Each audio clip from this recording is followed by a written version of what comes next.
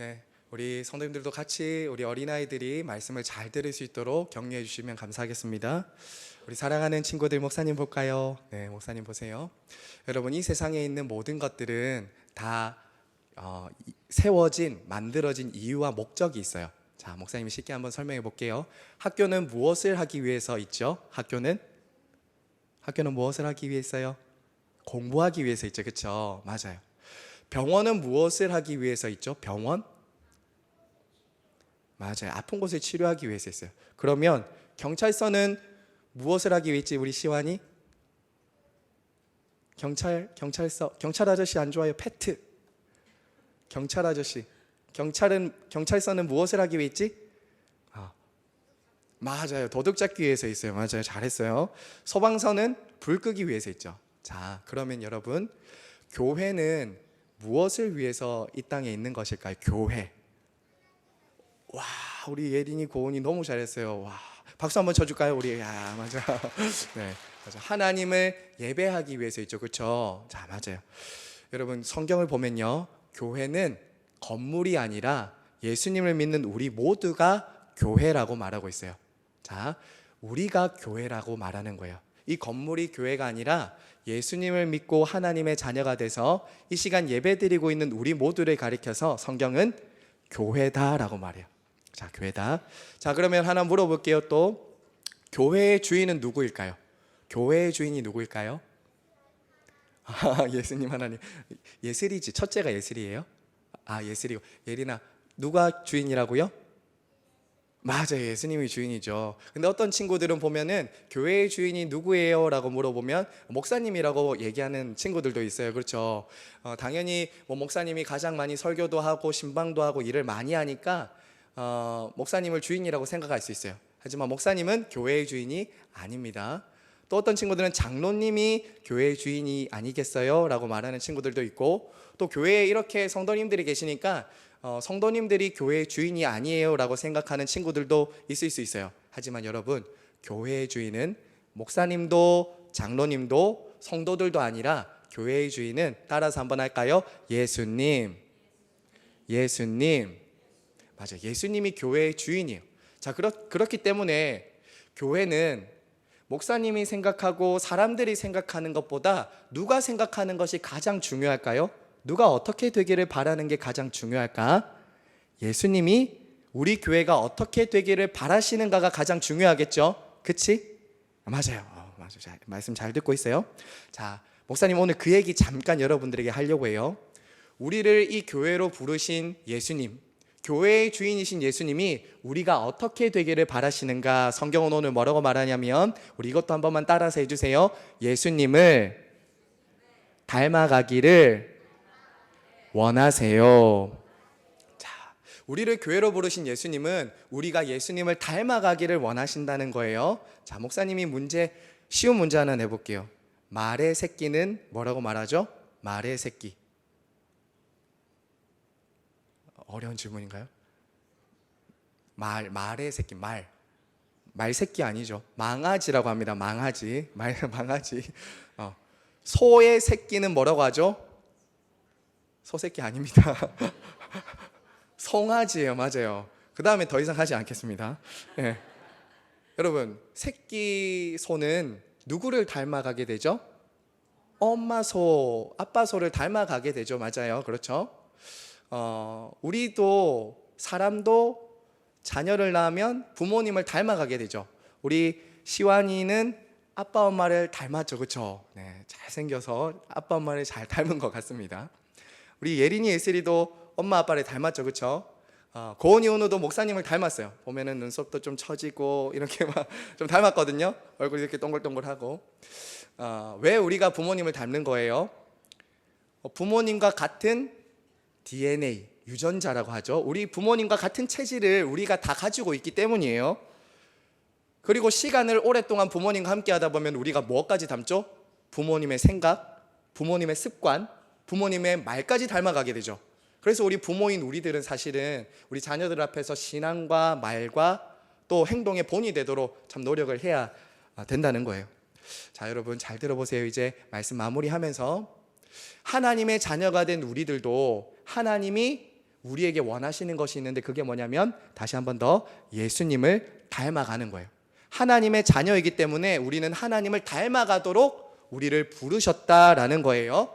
자, 목사님은 오늘 여러분들에게 한 주간 동안 구체적으로 예수님을 닮아갈 수 있도록 세 가지를 여러분들에게 얘기할 거예요. 세 가지를 부모님들이 함께 도와주실 거예요. 그렇죠, 부모님들 함께 도와주시고 말씀을 함께 해주세요.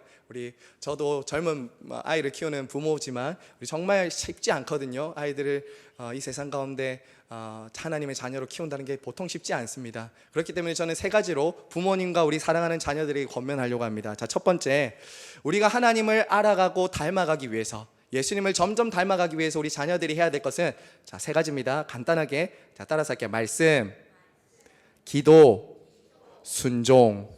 세 가지예요. 자, 여러분, 하나님은 하나님을 알 수 있도록, 우리가 예수님을 닮아갈 수 있도록 선물을 주셨는데 그게 뭐냐면 바로 이 성경 말씀이에요. 이 성경이 없이는 하나님이 누구신지 예수님이 누구인지 우리가 알 수가 없어요. 물론 하나님은 천지 창조 세상을 통해서 하나님을 알 수 있도록 만물에 보여주셨지만 하나님은 우리를 구원하시고 우리를 사랑하신다고 여기에 러브레터, 성경책을 통해서 우리에게 하나님과 예수님을 가르쳐 주셨어요. 여러분은 성경을 매일 읽고 있나요? 잘 안 읽는 친구들이 혹시 있다면 오늘부터 그리고 내일부터 우리 성경을 읽는 것을 함께 해주면 좋겠어요. 그래야지 우리는 예수님을 알아가고 예수님을 닮아갈 수 있어요. 혹시 아직 글을 모르는 친구들이 있다면 우리 부모님들이 어린이 성경이라도 꼭 구입을 해서 쉬운 성경을 우리 아이들에게 꼭 들려주시기 바랍니다. 아이들은 부모님의 어떤 생각과 잔소리로 변화되는 게 아니라 하나님의 말씀과 복음, 사랑을 통해서 변화될 수 있습니다. 하나님의 말씀을 자주자주 들려주고 읽는 한 주간 되길 바라요. 알겠죠? 자, 두 번째는 뭐라고 했죠? 기도입니다. 따라서 기도. 여러분, 친한 사람들과는 자주 만나서 얘기하고 싶죠. 우리 시완이도 우리 이제 초등학교 올라가는데 친한 친구가 생기면 좋겠죠. 그렇죠? 맞죠? 맞아요. 친한 친구도 우리가 사귀고 생겨야 돼요.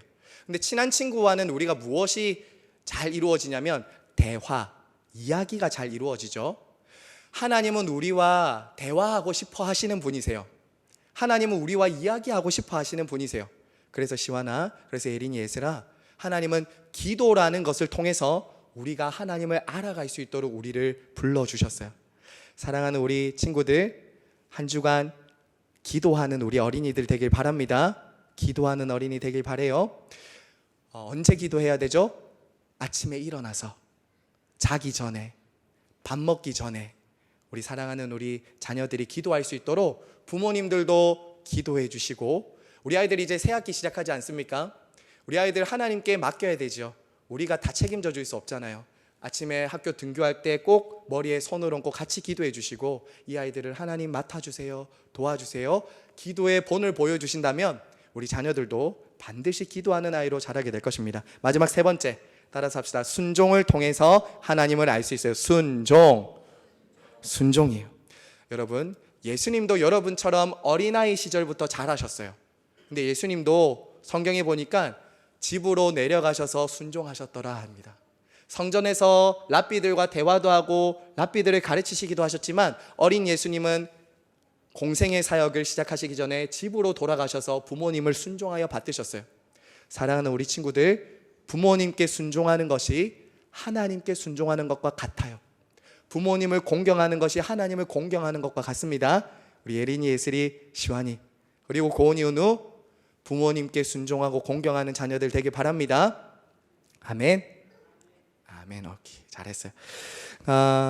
우리 부모님들, 우리 자녀들이 이렇게 앞으로 말씀을 전할 텐데요. 때로는 제가 설교를 짧게 하거나 쉽게 준비했을 때는 그냥 자리에 앉아서 예배를 드리도록 그렇게 도와주고요. 옆에서 예배 드릴 때 조금 방해가 된다면 괜찮아요. 조금 떠들어도 괜찮습니다. 이런 분위기들을 우리 장성한 성인들이 참고 버티는 것이지 아이들은 참고 버티기 쉽지 않습니다. 그러니까 우리가 좀 떠들어도 시끄러워도 참고 버텨주시고요. 함께 예배하면 좋겠습니다. 우리 어린 친구들 다시 자리로 들어가도 됩니다. 감사해요. 네, 들어갑시다. 네, 오늘 저는 에베소서 4장 13절에서 15절의 말씀을 가지고 예수 그리스도에게까지 자라는 교회, 예수 그리스도에게까지 자라는 교회라는 제목으로 함께 하나님 말씀을 나누려고 합니다. 주 안에서 사랑하는 성도 여러분, 오늘 말씀은 하나님께서 이 땅에 세우신 교회를 향해 하나님께서 가지고 계신 계획과 비전, 그 뜻이 무엇인가 우리에게 가르쳐주고 있습니다. 즉, 이 땅에 세우신 교회가, 이 하나님의 교회가 무엇을 위해 이 땅에 존재하는가, 또 하나님께서는 우리 교회가 어떻게 되기를 바라시는가, 그리고 어떤 계획을 가지고 우리를 이곳에 부르시고 이곳에 교회를 세우셨는가를 오늘 이 말씀은 잘 보여주고 있습니다. 저는 이 시냇가에 심은 교회로 부임하면서 저의 목양과 사역의 중심에 이 에베소서 4장 13절에서 15절 말씀을 중심에 두고 사역을 할 것입니다. 우리 하나님께서 은혜를 베풀어 주셔서 정말 이 말씀이 우리 교회의 실제가 되는 그런 은혜를 주셔서 건강한 공동체로 세워주시기를 간절히 바랍니다. 여러분, 교회가 무엇입니까? 교회가 무엇일까요? 교회란 무엇입니까? 여러분들이 생각할 때 교회하면 제일 먼저 떠오르는 이미지는 무엇입니까? 우리가 잘 알듯이 교회는 건물이 아닙니다. 이 건물은 우리가 예배를 드리기 위해서 모이는 건물이지 이것 자체는 교회가 아닙니다. 교회는 단순히 제도적인 조직이나 사회복지기관도 아닙니다. 교회는 단순히 친한 사람들끼리 같은 취미나 나와 끼리끼리 모이는, 좋아하는 사람들끼리 모이는 그런 동호회도 아닙니다. 성도 여러분, 교회란 하나님께서 세상 가운데서 택하시고 부르셔서 예수 그리스도를 믿어 하나님의 자녀가 된 우리가 곧 교회입니다. 우리 모두가 교회다라는 것이죠. 하나님은 하나님의 말씀과 복음을 통해서 거듭나게 하시고 하나님의 생명을 주셔서 우리를 하나님의 백성, 하나님의 자녀, 교회로 우리를 불러주셨습니다. 사랑하는 여러분, 그래서 교회는 생명체입니다. 교회는 생명체입니다. 그렇기 때문에 생명이 있는 이 교회 안에는 반드시 있어야 될 게 있습니다. 그것이 무엇일까요?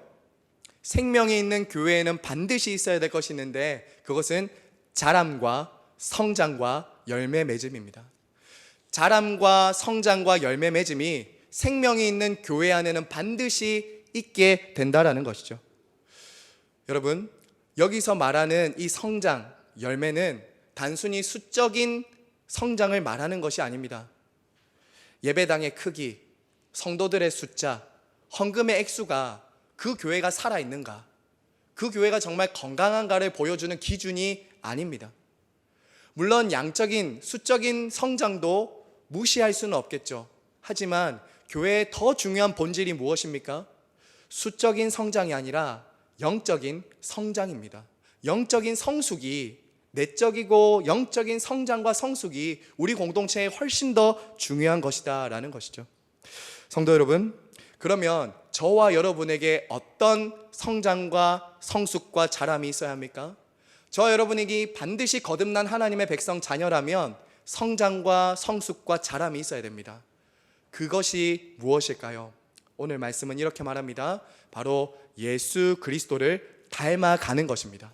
예수 그리스도의 장성한 분량에까지 자라는 것, 이것이 바로 생명이 있는 교회 공동체가 가지고 있는 자람과 성장과 열매 맺음이다라는 것이죠.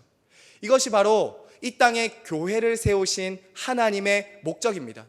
그리고 저를 이곳에 부르신 목적도 바로 이것을 위해서 저를 이곳에 부르셨습니다.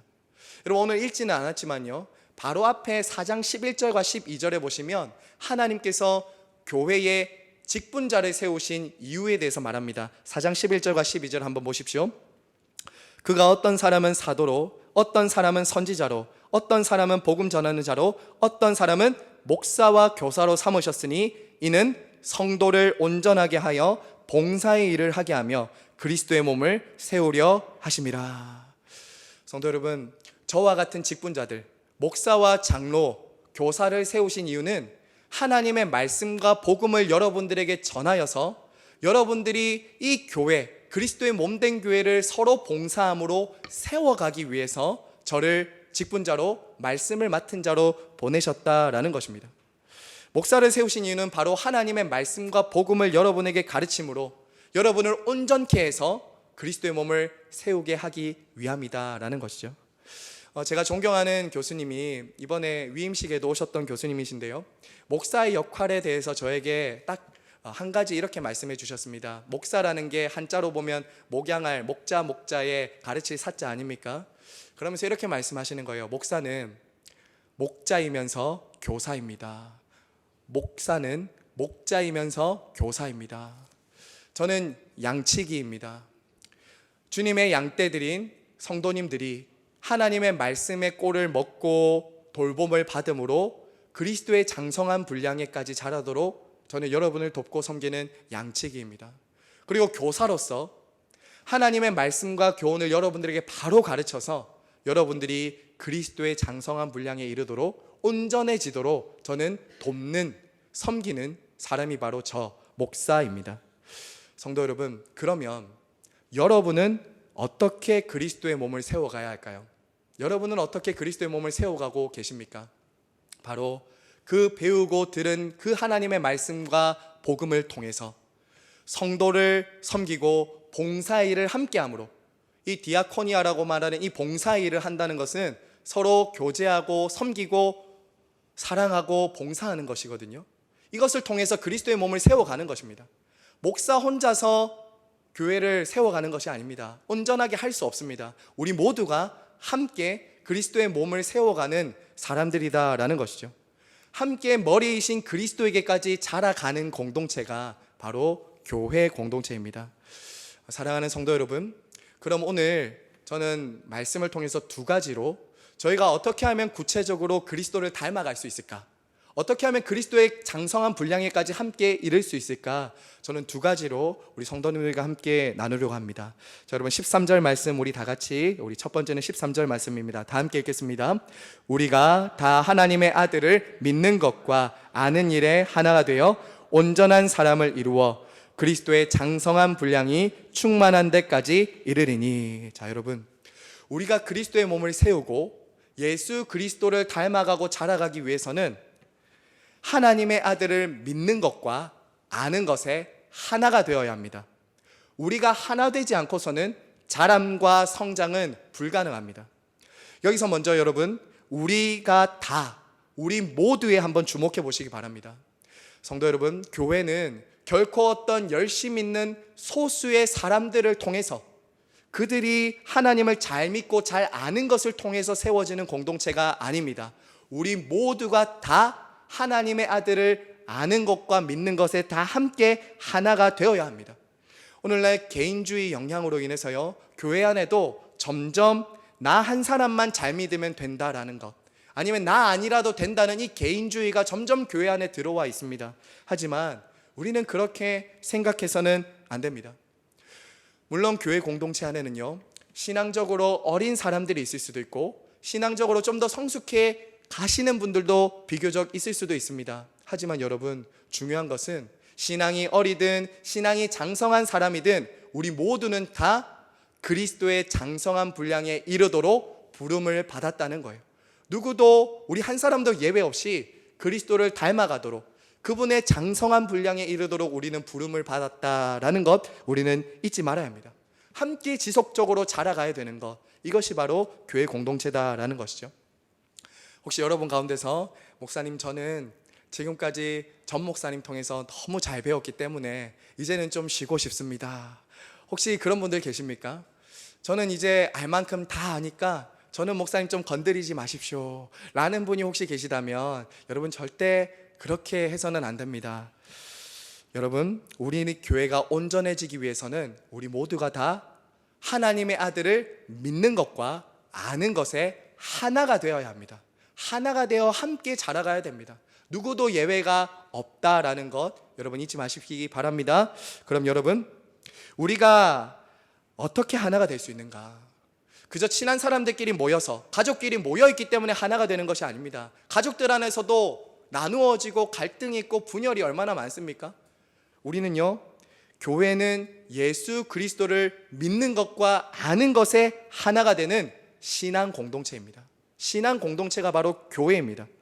믿는 것과 아는 것에 하나가 될 때 우리 모두는 온전해질 수 있다라는 것이죠.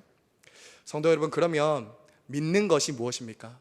우리가 하나님의 아들을 믿는 것에서 하나가 되라라고 성경이 말하고 있는데, 그럼 믿는 것에서 우리가 하나 되려면 어떻게 해야 될까요? 여러분, 여기서 믿는다라는 것은요, 예수 그리스도에 대한 신뢰와 순종과 헌신이 자라가는 것을 말합니다. 신앙생활은 단순히 예수를 믿고 복 받는 것이 아닙니다. 신앙의 연수가 깊어지고 하나님의 말씀을 알고 배워가면 배워갈수록 우리는 어떻게 해야 됩니까? 예수 그리스도께 우리의 삶을 온전히 의탁하고 의지하고 그분에게 순종하는 이 믿음이 점점 자라가야 한다라는 것이죠. 하지만 이 일은 결코 혼자서 할 수 있는 일이 아닙니다. 왜 그렇습니까? 우리의 본성이 약하고 우리의 믿음이 연약하기 때문에 때로는 우리는 게으르고 나태하고 우리의 죄된 본성에 따라서 끊임없이 세상 것에 사로잡히기 때문에 우리는 서로 격려하며 함께 이 그리스도를 믿는 일에 잘할 수 있도록 서로를 권하고 가르쳐야 하는 것이죠. 여러분, 이것은 작은 교회라고 할 수 있는 가정도 마찬가지입니다. 우리 부모님 계신 우리 가정들 잘 한번 기억하시기 바랍니다. 돕는 배필로 만난 남편과 아내가 우리는 만났습니다. 믿음에서 하나가 되어야 합니다. 믿음에서 하나가 되어야 됩니다. 그래서 아직 믿음이 없거나 믿음이 연약한 우리 배우자가 있다면 우리는 그 배우자를 위해 기도하며 그의 믿음이 온전해질 수 있도록, 그리스도를 아는 장성한 분량에 이를 수 있도록 우리 작은 교회라고 할 수 있는 가정에서 우리는 도와야 합니다. 우리 자녀들도 마찬가지입니다. 믿음에서 하나가 되어야 합니다. 함께 그리스도의 장성한 분량에 이르도록 가족들은 부름을 받았습니다. 그렇기 때문에 여러분, 부모님들과 우리 자녀들은 믿음 안에서 점점 온전해질 수 있도록 가르치고 기도하며 자라가는 것, 이것이 하나님께서 작은 교회라고 부르심을 받은 교회를, 그 가정을 향한 하나님의 뜻이다라는 것이죠. 성도 여러분, 그러면요, 아는 것에서 자란다, 아는 것에서 우리가 하나가 된다는 것은 어떤 것입니까? 여러분 기억하십시오. 믿음과 지식은 동전의 양면과 같습니다. 우리의 믿음은 이해를 추구하는 믿음입니다. 결코 우리의 믿음은 맹신이나 무지에서 나오는 믿음이 아닙니다. 우리의 믿음은 하나님께서 계시하신 이 성경의 말씀에 기초하여서 믿는 믿음이다라는 것이죠. 여러분, 그런데요, 여기서 우리가 기억해야 될 것이 있습니다. 여기서 이 안다라는 단어입니다. 이 안다라는 단어는요, 그저 지식과 정보를 많이 안다라는 것이 이 안다라는 단어가 아닙니다. 교회 생활을 오래 하시면 어느덧 익숙해집니다. 많은 것을 안다라고 생각하십니다. 하지만 여러분, 그렇지 않습니다. 여러분이 저에 대해서 안다라고 할 때 여러분 정말 안다라는 것은 무엇일까요? 목사님이 키가 몇이고 이름이 무엇이고 또 목사님 잘생겼고 이런 거 아니잖아요. 네. 진짜 저를 알기 위해서는 무엇입니까? 저를 경험하는 것이죠. 저와 대화를 하는 것이죠. 저를 정말 친밀하게 알아가기 위해서는 그런 관계적인 것이 안다라는 것이죠. 근데 여러분, 여기서 이 안다라는 단어는요, 부부간의 친밀한 관계 안에서 아는 경험적인 알을 말합니다. 하나님을 우리가 알아간다, 예수님을 안다라는 것은 그저 지식적이거나 그저 정보로 아는 것이 아니라 개인적으로, 인격적으로, 경험적으로 그분을 안다라는 것입니다. 그것에서 하나 되는 것이 우리 교회 공동체다라는 것이죠. 단순히 머리로서만 그분을 아는 것이 아니라 나의 손과 발로, 나의 마음으로, 나의 삶으로 그분을 알아가고 닮아가는 것, 이것이 바로 그리스도를 정말 안다라는 것입니다. 여러분, 그렇기 때문에 저는 오늘 아까 우리 자녀들에게도 권면했듯이 우리가 하나님을 정말 그렇게 관계적으로, 경험적으로, 인격적으로 알기 위해서 어떻게 해야 되는가, 세 가지를 말씀드렸습니다. 세 가지가 무엇이었죠? 바로 말씀과 기도와 순종입니다. 하나님은 예수 그리스도에 대한 바른 지식을 가질 수 있도록 이 성경을 우리에게 주셨습니다. 여러분, 성경을 자주 여셔야 됩니다. 전 목사님이 성경을 많이 읽으라고 잔소리 많이 하셨죠? 저는 더 잔소리 할지도 모릅니다. 성경을 여셔야 됩니다. 성경을 부지런히 열고 읽고 묵상하고 암송해야 합니다. 성경을 알되 부분적으로 내가 알고 싶고 좋아하는 말씀만 아는 것이 아니라 전체적으로 아셔야 됩니다. 그리고 깊이 뼈대를 알고 아셔야 됩니다. 왜 그렇습니까? 14절에 한번 보십시오. 왜 이것이 중요하냐면요, 14절 말씀 다 같이 한번 읽어볼까요? 시작. 이는 우리가 이제부터 어린아이가 되지 아니하여 사람의 속임수와 간사한 유혹에 빠져 온갖 교훈의 풍조에 밀려 요동하지 않게 하려 함이라. 여러분, 여기서 어린아이가 있죠. 어린아이가 13절에 나오는 온전한 사람, 성숙한 사람과 대조를 이루고 있습니다. 여러분, 어린아이들의 특징이 무엇이죠? 어린아이들의 특징, 지식과 분별력이 부족하죠. 그리고 아이들은 집중력도 부족합니다. 그리고 아이들 여러분 키워보시면 아시겠지만 굉장히 변덕스럽죠. 이랬다가 저랬다가 또 쉽게 속아요. 어린아이들은 잘 속습니다. 그런데 여러분, 우리의 신앙도 그럴 수 있다는 거예요. 우리의 신앙도 그럴 수 있다는 것이죠. 오늘날 우리 주변에 얼마나 많은 이단들이 있습니까? 오늘 아침에도 제가 교회 들어올 때 보니까 편지, 신천지에서 보낸 편지가 있더라고요. 바로 쓰레기통에 버리긴 했는데, 여러분, 이단들이 우리 주변에 얼마나 많은지 몰라요. 호시탐탐 성도들을 노리고 있다고요. 신천지, 여호와의 증인, 통일교, 이런 이단들이 끊임없이 교회를 삼키려고 한다라는 것이죠. 하지만 여러분, 오늘날 이런 이단들도 문제지만 우리의 믿음이 자라지 못하도록, 우리의 믿음이 끊임없이 하나님 아닌 다른 곳으로 가게 만드는 것은 이런 속임수 이단만이 아닙니다. 어떤 것들이 또 있죠? 이 세상의 물질주의, 이 세상의 쾌락주의, 이 세상의 개인주의, 이런 것들은 교회 안에 점점 밀려 들어오기 때문에 믿는 성도들이 살아가는 한 주간의 삶에서 우리는 여과 없이 스마트폰과 인터넷 매체들을 통해서 그냥 받아들이고 있기 때문에, 그것에 의해서 우리가 형성되기 때문에 우리는 이것들을 분별하고 이 가운데 자라기 위해서는 무엇이 필요하다고요? 하나님을 아는 바른 지식, 성경 말씀으로 무장되고 준비되어야 이 세상을 분별하고 그리스도라는 지식 안에 자랄 수 있다는 것입니다. 그렇지 않다면 우리는 어린아이처럼 늘 요동할 수밖에 없는 거예요. 이곳저곳 기웃기웃거리면서 흔들릴 수밖에 없다라는 것이죠.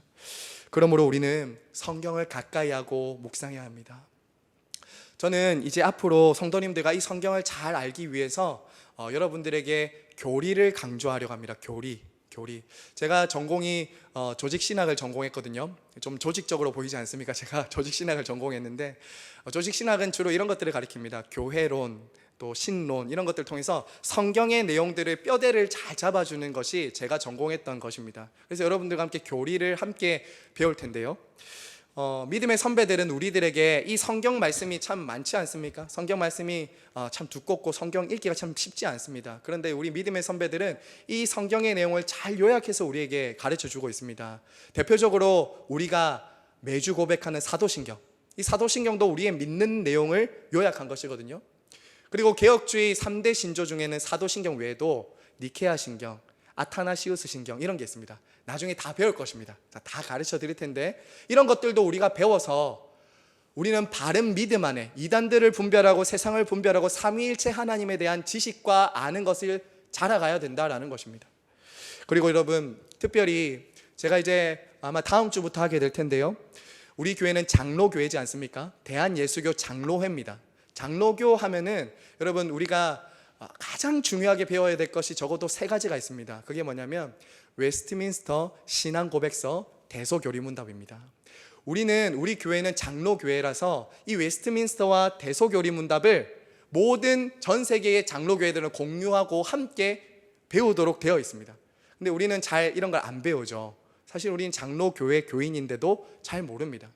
그렇기 때문에 저는 앞으로 여러분들과 이 웨스트민스터 신앙고백서와 대소교리문답을 부모님들과 자녀들, 그리고 우리 모든 성도들이 함께 배워가면서, 목적은 그것입니다.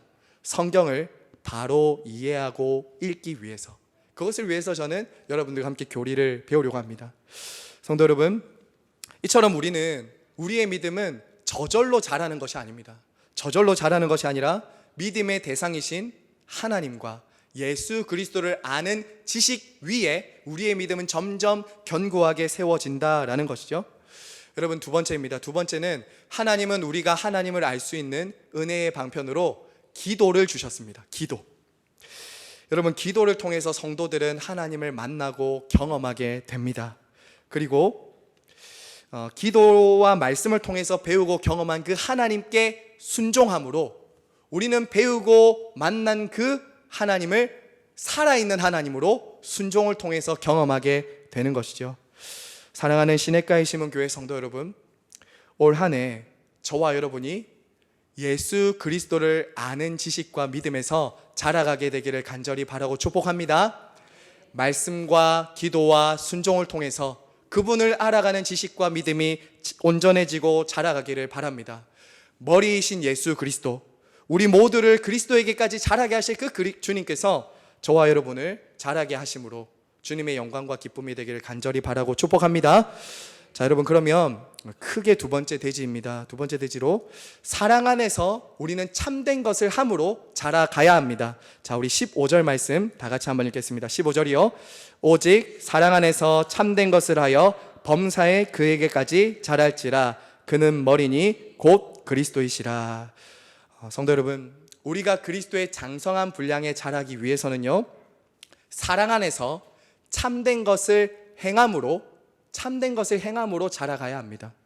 여러분, 여기서 사랑과 진리는요, 우리 예수님께서 가지고 계신 것입니다. 이 사랑과 진리는 우리 안에 처음부터 있었던 것이 아닙니다. 이 사랑과 진리는 그리스도께로부터 우리가 받을 때 사랑과 진리를 가질 수 있습니다. 이 사랑은 우리의 본성적인 사랑, 육체적인 사랑이 아닙니다. 이 사랑은 그리스도께서 우리에게 먼저 보이신 사랑, 그리스도께서 자기를 십자가에 내어주시면서 희생하시고 우리를 위해서 주신 그 사랑이 바로 이 사랑입니다. 우리는 태어날 때부터 자기 사랑과 세상 사랑을 하는 데는 빠르지만 이 그리스도로부터 받은 사랑이 없기까지는 진정한 사랑을 만나지 못합니다. 조건적인 사랑, 이기적인 사랑, 이 사랑이 우리 안에 가득 차 있습니다. 근데 그렇게 살아가다가 예수 그리스도의 희생적이고 아낌없이 주는 사랑을 만나게 될 때 우리 어떻게 됩니까?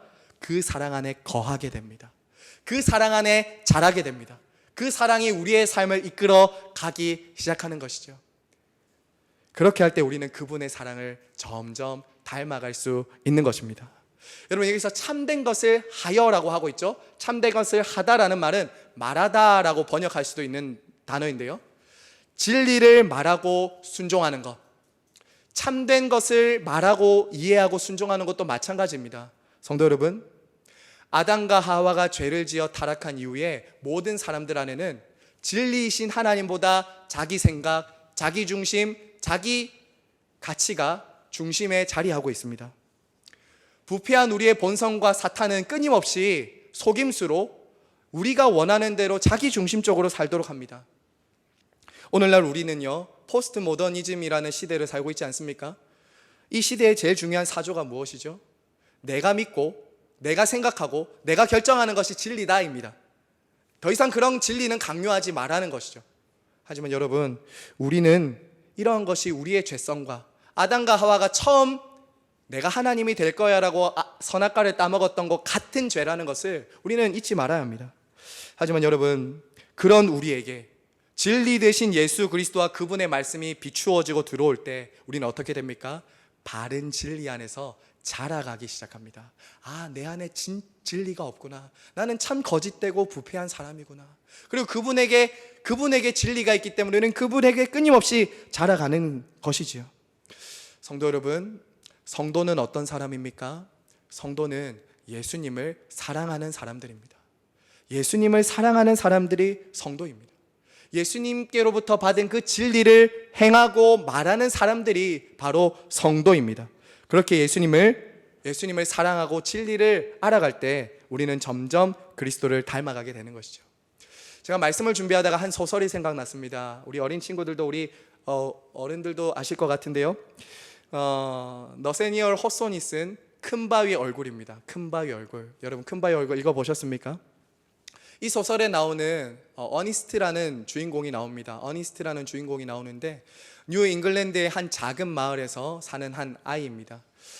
이 마을 뒷산에는요, 큰 바위 얼굴을 하고 있는 한 바위가 있습니다. 바위가 있어요. 이 바위가 있는데 어니스트는 어릴 때부터 어머니로부터 자주 이런 얘기를 듣습니다. 얘야, 이 마을에는 저기 보이는 큰 바위 얼굴과 같은 훌륭한 사람이 태어날 거야. 이런 말을 자라면서 듣게 됩니다.